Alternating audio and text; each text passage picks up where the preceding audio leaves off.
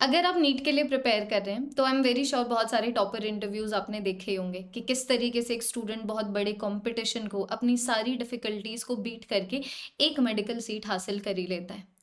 तो इन topper interviews में एक स्टूडेंट ये बताता है कि कैसे उन्होंने अपने सिलेबस को कंप्लीट किया, बिकॉज सिलेबस भी छोटा सिलेबस नहीं है। नीट के एग्जाम में टोटल 98 चैप्टर्स हैं। 98 चैप्टर्स को एक बारी में दिमाग में रखना बड़ी बात है, बहुत बड़ी बात है। तो कैसे उन्होंने ये फीट अचीव किया, कैसे वो रिवाइज करते थे, कैसे टेस्ट देते थे, कैसे कौन सी उनकी स्ट्रैटेजीज रही हैं जिनकी हेल्प से उनके मार्क्स में इंक्रीज आया। क्योंकि अगर आपके प्रिपरेशन जर्नी में कभी भी आपके दिमाग में दो क्वेश्चंस आए हैं, अगर नंबर 1 कि हमारे मार्क्स में इंक्रीज ही नहीं आ रहा है, नंबर 2 कि हम बार बार भूल ही जा रहे हैं, तो आई कैन से कि ये वीडियो आपके लिए है। क्योंकि मैं एक इकलौती ऐसी वीडियो बनाना चाहती हूँ जिसके अंदर I simply want to talk about revision. देखो, अगर आपको ये लगता है ना कि रिवीजन का मतलब होता है एक चैप्टर कंप्लीट कर लो, फिर 1-2 महीने के बाद दोबारा से इस चैप्टर के ऊपर वापस आ जाएंगे, नोट्स देख लेंगे, वो रिवाइज करना हो गया, तो वो रिवीजन नहीं होता। और कैसे ये रिवीजन नहीं होता वो चीज़ प्रूव हो जाएगी जब आप नीट के एग्जाम में बैठोगे और इसी स्ट्रैटेजी से चलते चलते जब आप बैठोगे और फिर आपसे क्वेश्चन सॉल्व नहीं होंगे।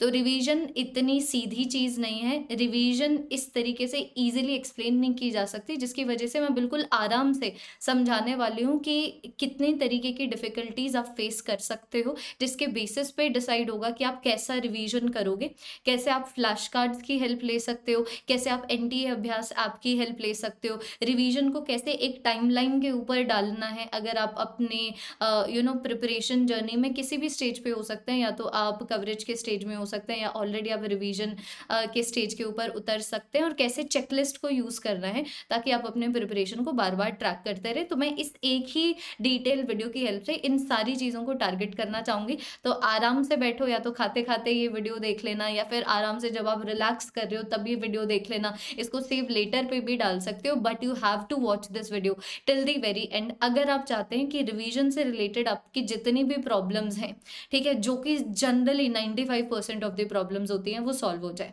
For any one who is new here, my name is Tamanna Chaudhary. I am a physics expert on Unacademy for NEET UG. Welcome to NEET alchemy by Unacademy. आप इस चैनल को सब्सक्राइब कर सकते हैं क्योंकि ये एक इकलौता ऐसा चैनल है जिसमें मेरे साथ आ रहे हैं कोटा के टॉप एडुकेटर्स आपकी सारी फिजिक्स और केमिस्ट्री की प्रॉब्लम्स को सॉल्व करने के लिए।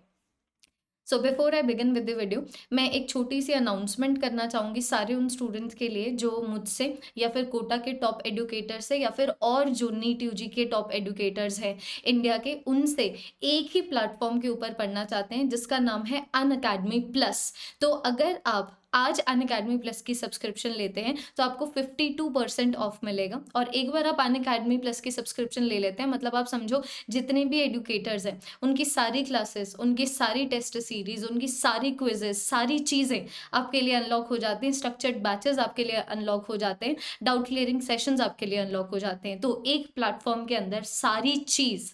तो अगर आप नीट यूजी की सब्सक्रिप्शन लेते हैं तो आपको 52% ऑफ मिलेगा, एंड अगर आप आर्मी लाइव कोड लगाते हैं तो आपको और 10% ऑफ मिल जाएगा। ठीक है, so I am adding the link to buy the subscription of Unacademy plus in the description of the video. आप आराम से उसको वीडियो के बाद चेक कर लीजिएगा।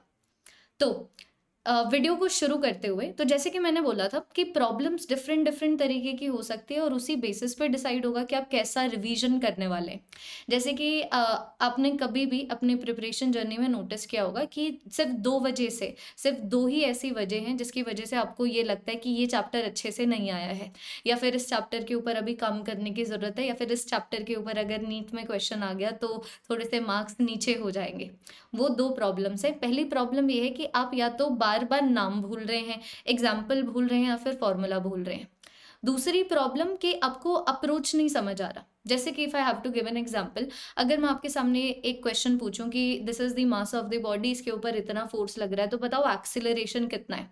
तो अगर आपको पता है कि अरे हाँ एक फॉर्मूला था उससे ये क्वेश्चन सॉल्व हो जाना था, अगर फिर आप ये क्वेश्चन ना सॉल्व कर पाए तो वो आपकी फिर मेमोरी बेस्ड प्रॉब्लम है, समझो। और मानो अगर मैं एक ऐसा क्वेश्चन देती हूँ कि एक बॉक्स है, एक ब्लॉक है, लिफ्ट के अंदर रखा हुआ है, लिफ्ट ऊपर जा रही है, तो बताओ किस what is going to be the normal reaction, what is going to be the apparent weight. तो फिर अगर आपको ये क्वेश्चन ना सॉल्व करना है, बिकॉज ऑब्वियसली बात है ये question force is equal to mass into acceleration से ऊपर है, उससे बड़ा है, तो आपकी जो प्रॉब्लम है वो एनालिटिकल प्रॉब्लम है, आपको अप्रोच नहीं समझ आ रहा है। I can similarly like I am a physics expert, that is the reason मैं एग्जाम्पल फिजिक्स के दे रही हूँ, लेकिन हम लोग केमिस्ट्री में भी सेम बात कर सकते हैं। अगर मैं बोलूँ कि H2SO4 जब बनता है तो हम लोग कौन सा रिएजेंट लेते हैं, I don't even know whether this is the right question और not, but I am very sure all of you are intelligent enough to get the idea behind what I am saying. तो अगर मैं आपसे पूछूं कि H2SO4 जब बन रहा है तो पीछे रिएजेंट कौन सा यूज होता है, अगर आपको वो नाम ना याद आए तो आपकी प्रॉब्लम मेमोरी बेस्ड है। लेकिन मानो अगर मैं आपको बोलूं कि H2SO4 अगर 5 स्टेप्स में बन रहा है, पांचों के पांचों स्टेप्स लिखो along with each and everything explaining all the 5 steps, तो अगर वो ना आए तो आपकी एनालिटिकल प्रॉब्लम है। तो ये दो अलग अलग प्रॉब्लम है, और कभी कभी बच्चों के मार्क्स इसलिए भी नहीं इंक्रीज होते हैं क्योंकि उनकी प्रॉब्लम होगी मेमोरी बेस्ड, लेकिन वो जिस तरीके का अप्रोच रख रहे होंगे ये वो अप्रोच है जो एनालिटिकल प्रॉब्लम को सॉल्व करता है। और कुछ बच्चे ऐसे भी होते हैं कि जिनकी प्रॉब्लम एनालिटिकल होती है, लेकिन वो जो उपाय ढूंढते हैं और जिन स्टेप्स को फॉलो करते हैं वो स्टेप्स मेमोरी बेस्ड प्रॉब्लम को सॉल्व करते हैं। इसीलिए मैंने बोला है कि बिल्कुल डिटेल वीडियो है, मैं समझाना चाहती हूँ कि how important it is to understand what is the kind of problem that you are facing, क्योंकि उसी के ऊपर डिपेंड करेगा कि आपको कौन सा सोल्यूशन लेना पड़ेगा उस प्रॉब्लम को सॉल्व करने के लिए। तो मानिए अगर आपकी मेमोरी बेस्ड प्रॉब्लम है कि आप बार बार भूल रहे हैं, नेम भूल रहे हैं, एग्जाम्पल्स भूल रहे हैं, फॉर्मूलाज भूल रहे हैं, तो आपको बार बार अपने नोट्स को रिविजिट करने की ज़रूरत है। ठीक है, बार बार रिविजिट करने की ज़रूरत है। जितने भी इंपॉर्टेंट एग्जाम्पल्स होते हैं, नेम्स होते हैं, आप उनको हाईलाइट कर सकते हैं अपने नोट्स में ही, लिख लिख के बार बार प्रैक्टिस करो। लाइक जब मैं अपने एग्जाम के लिए प्रिपेयर करती थी तो I use to do the same thing. मेरे पास इतना छोटा सा एक वाइट बोर्ड होता था जिसके ऊपर ब्लैक पेन से मैं लिखती थी और फिर बाद में डस्टर से इरेज हो जाता था। So that help me so much. I was able to memorise a lot of examples of biology जो मैं ओरिजिनली नहीं मैं याद कर पाती अगर मेरे अंदर बस ये हैबिट ना होती बार बार लिख के याद करने की। एक बार जब थोड़ा सा आप अपने मेमोरी को स्ट्रेंथन कर लोगे, पहले इनिशियल पुश देके, तो ग्रेजुअली ओवर दी टाइमलाइन चीज़ें ईजी हो जाएगी, लेकिन आपको पहले तो प्रेशर देना पड़ेगा, बार बार लिखना पड़ेगा ताकि आपको चीज़ें याद हों। तीसरी चीज़ आप यहाँ पर ये भी कर सकते हैं, all of you can use flash cards. Just a second. Yes, so as I was saying कि तीसरी चीज़ आप ये भी कर सकते हैं that all of you can use flash cards. Flash cards आपको अमेजोन के ऊपर मिल जाएंगे या फिर और ऑनलाइन शॉपिंग वेबसाइट से मिल जाएंगे। फ्लैश कार्ड्स बेसिकली कार्ड्स होते हैं जिसके अंदर एक साइड के ऊपर क्वेश्चन लिखा होगा और दूसरी साइड के ऊपर उसका आंसर लिखा होगा। जैसे कि अगर मान लो मेरे हाथ में अभी एक फ्लैश कार्ड है ना, तो आपकी बहन या फिर आपका भाई, आपकी मम्मी, आपके पापा, आपके दोस्त आपसे क्वेश्चन पूछ सकते हैं जो फ्लैश कार्ड के ऊपर लिखा होगा और आपको आंसर देना है। तो अगर फ्लैश कार्ड के ऊपर लिखा हुआ है कि who is the scientist who discovered radio activity, ठीक है, तो ये आप खुद से भी कर सकते हैं। तो आप देखो कि आपको आंसर पता है कि नहीं पता। अगर पता है वेल एंड गुड, अगर नहीं पता है फ्लैश कार्ड को टर्न करना है और वहाँ पर आपको आंसर लिखा हुआ नजर आएगा। So flash cards are like a great deal, they are a great way in case all of you want to build on this very problem that you are forgetting again and again. और मान लो अगर आपकी analytical problem है कि आपको approach नहीं समझ आता है, कुछ डिफिकल्ट क्वेश्चन आ जाता है तो आपको ये नहीं पता लगता है कैसे सॉल्व करें, तो यार ये प्रॉब्लम सिर्फ और सिर्फ तब आती है जब आप क्वेश्चंस नहीं सॉल्व कर रहे हैं। अब जैसे एनालिटिकल प्रॉब्लम बायोलॉजी में आना थोड़ा सा मुश्किल है, हाँ, जहाँ पर प्रोसेस इन्वॉल्व है बायोलॉजी में, जैसे कि ह्यूमन फिजियोलॉजी में इन्वॉल्व है या फिर प्लांट फिजियोलॉजी में इन्वॉल्व है, वहाँ पर एनालिटिकल प्रॉब्लम ज़रूर से आ सकती है। बाकी ये ऐसी प्रॉब्लम है जो सिर्फ तभी सॉल्व होगी अगर आप क्वेश्चन प्रैक्टिस कर रहे हैं। फिजिक्स में ये वाली प्रॉब्लम बहुत देखने को मिलती है, ऑर्गेनिक केमिस्ट्री में ये वाली प्रॉब्लम बड़ी देखने को मिलती है, फिजिकल केमिस्ट्री में ये वाली प्रॉब्लम बड़ी देखने को मिलती है। तो नंबर 1, क्वेश्चन प्रैक्टिस कीजिए। There is nothing more important than practising the question, it is as simple as that.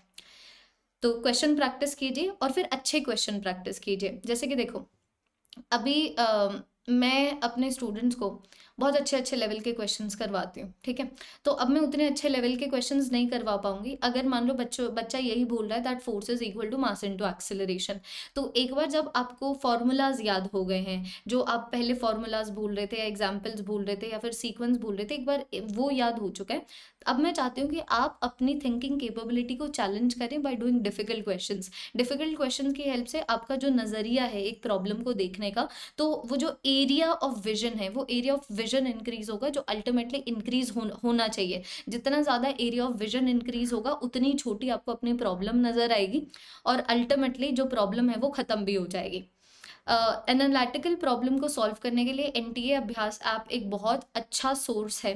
मतलब उसके अंदर क्वेश्चंस जो हैं वो कुछ ठीक है, कुछ सीधे क्वेश्चंस भी हैं, लेकिन मेजॉरिटी ऑफ द क्वेश्चंस ऐसे हैं जिसमें या तो 2 स्टेप्स में क्वेश्चन सॉल्व हो रहा है, ठीक है, या फिर कोई ऐसा एक क्वेश्चन आया है जिसके ऊपर अप्रोच बेस्ड है किसी और चैप्टर का। तो ये क्वेश्चंस बड़े बढ़िया क्वेश्चंस होते हैं, ये आपकी लिंकेज बढ़ाते हैं आपके दिमाग के अंदर, और वो इम्पॉर्टेंट है अगर आप फिजिक्स, ऑर्गेनिक केमिस्ट्री या फिर फिजिकल केमिस्ट्री जैसे चैप्टर्स के साथ डील कर रहे हैं।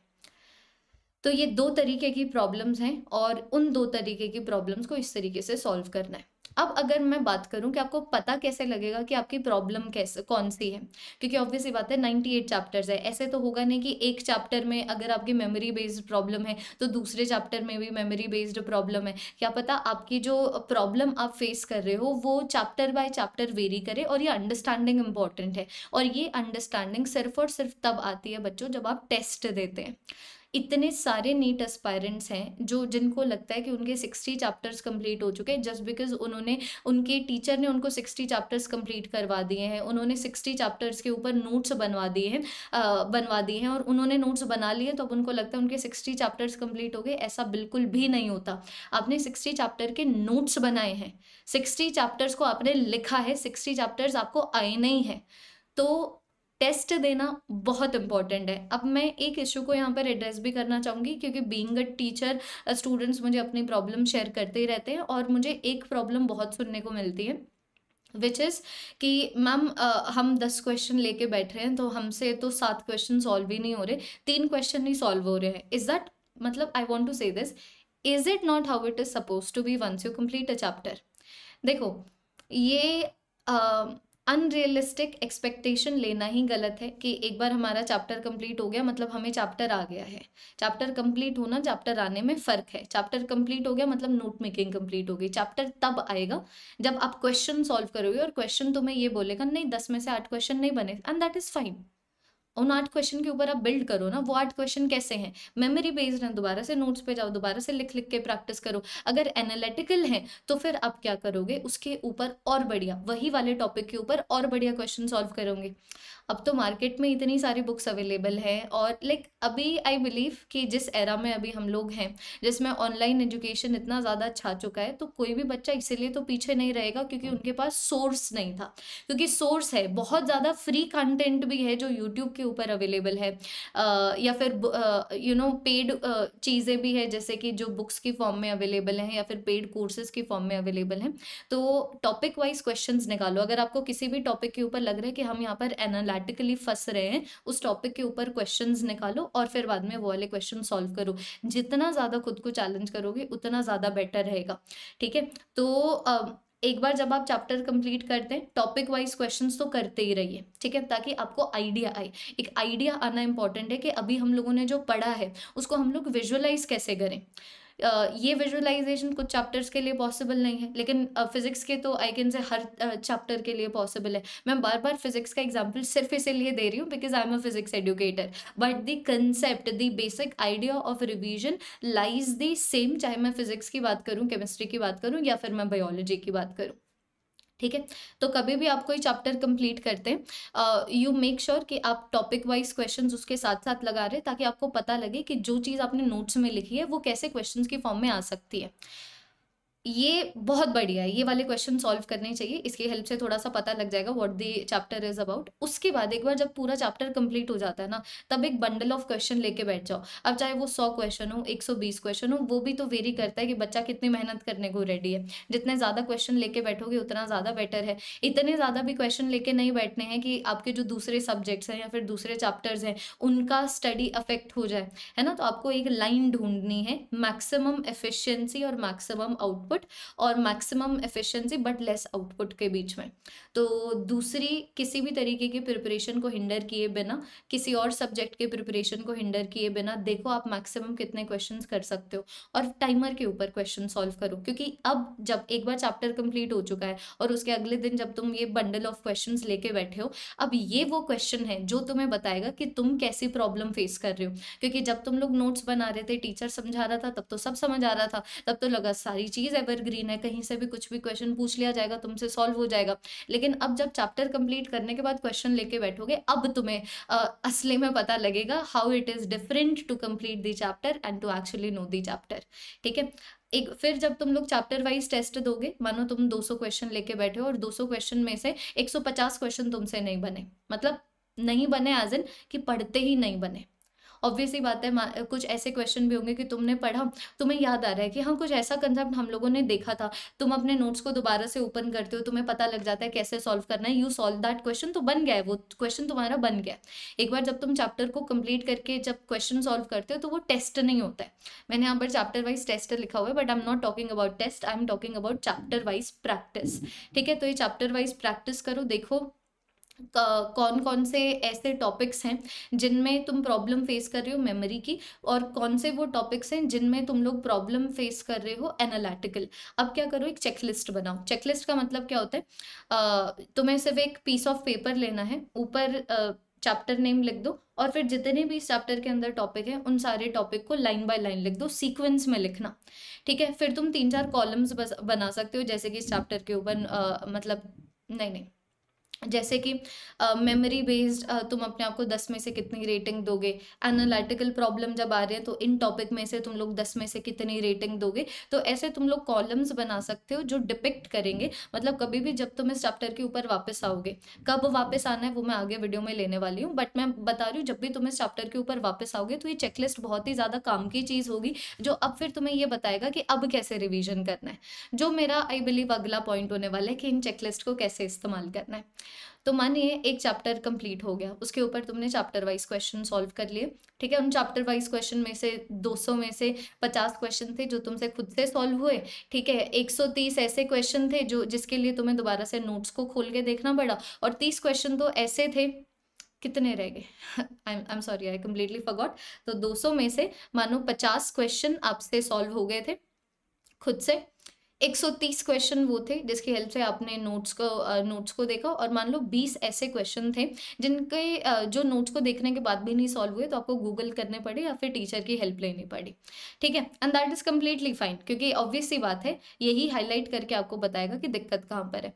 अब ये सारी नॉलेज को चेकलिस्ट के अंदर डाल देना है। जैसे कि मानो कि एक चैप्टर के अंदर 10 टॉपिक है, टॉपिक नंबर 7 में ज़्यादा अप्रोच बेस्ड क्वेश्चन नहीं बन रहे, मेमोरी बेस्ड क्वेश्चन नहीं बन रहे, और आपसे वो क्वेश्चन बिल्कुल बढ़िया तरीके से सॉल्व हो रहे हैं, तो एनालिटिकल प्रॉब्लम में 10 दे दो। मेमोरी बेस्ड में अगर आपको लग रहा है कि 10 में से 9 क्वेश्चन सॉल्व हो रहे हैं तो 10 में से 9 दे दो।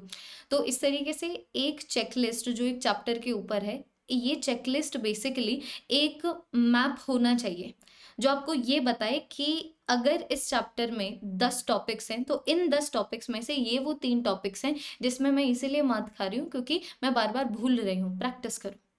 और इन 10 टॉपिक में से ये वो 5 टॉपिक है जिसमें बार बार मुझसे अप्रोच बेस्ड क्वेश्चन नहीं बन रहे हैं, तो अगेन उन्हीं टॉपिक को के ऊपर बढ़िया बढ़िया क्वेश्चंस लो और फिर प्रैक्टिस करो।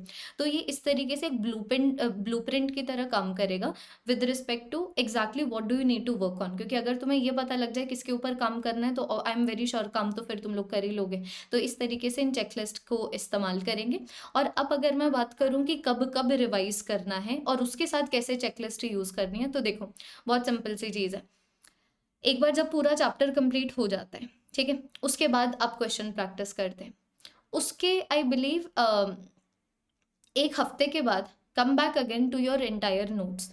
नोट्स के ऊपर दोबारा से वापस आओ एंड पूरे नोट्स को डिटेलिंग में पढ़ो, जितने भी एग्जाम्पल्स हैं, जितने भी नेम्स हैं, उनको बार बार लिख के दोबारा से प्रैक्टिस करो। ये 1 हफ्ते के बाद डेफिनेटली होना चाहिए, 1 महीने के बाद दोबारा से डेफिनेटली होना चाहिए। तो अभी ये जो मैं रिवीजन की बात कर रही हूँ, जो 1 हफ्ते के बाद है और जो 1 महीने के बाद है, ये तुम्हारी मेमोरी बेस्ड प्रॉब्लम को फोकस कर रहा है, ठीक है। उसी तरीके से फिर बाद में उसके बाद जब तुम तीसरा रिवीजन रखो तो तीसरे रिवीजन में दोबारा से तुम 50 क्वेश्चन लेके बैठ सकते हो और फिर उन 50 क्वेश्चन की हेल्प से रिवाइज कर सकते हो कि अब की बार जब तुम तीसरी बार रिवाइज करने बैठे हो, you are not coming back to the notes, you are using the questions and you are asking the question की क्वेश्चन देखो तुम मुझे बताओगे कि मुझे अब कौन सी चीज़ को रिवाइज करने की ज़रूरत है, क्योंकि जो भी वो चीज़ होगी उसमें तुम मुझे अटका देना।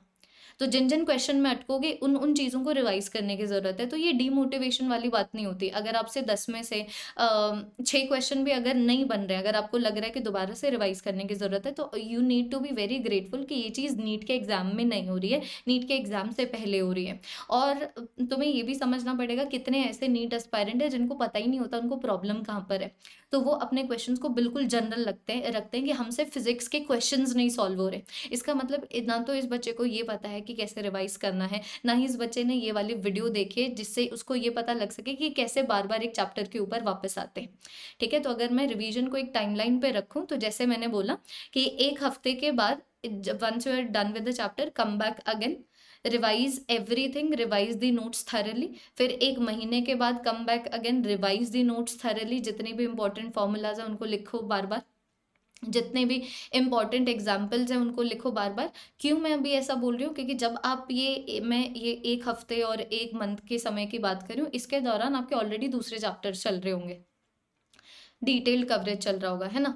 इसी तरीके से एक बार जब आप पूरे के पूरे सिलेबस को डिटेलिंग में कंप्लीट कर लेते हैं तो एक तीसरा रिवीजन आता है जिसको डिटेल्ड रिवीजन बोलते हैं। तो डिटेल्ड रिवीजन में जैसे कि मैंने बोला ये टाइम लेगा, क्योंकि आपने क्या किया, आपने दोबारा से 50 क्वेश्चन उठा लिए और 100 क्वेश्चन उठा लिए हर चैप्टर के ऊपर, और अब आप बोल रहे हो कि इन क्वेश्चन के बेसिस पे अब हम देखेंगे कि हमें कौन कौन सी चीज़ें रिवाइज करनी है, ठीक है। फिर बाद में आगे सिर्फ क्वेश्चन की हेल्प लो।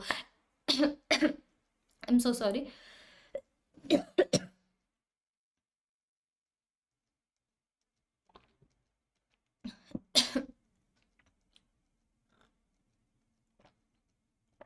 जी। जैसे कि मैं बोल रही थी, उसके बाद में सिर्फ क्वेश्चन की हेल्प लो रिवाइज करने के लिए। फिर यूनिट वाइज टेस्ट दो। यूनिट वाइज टेस्ट से क्या होगा ना कि जब आप चैप्टर वाइज क्वेश्चंस ले रहे थे, उठा रहे थे और फिर सॉल्व कर रहे थे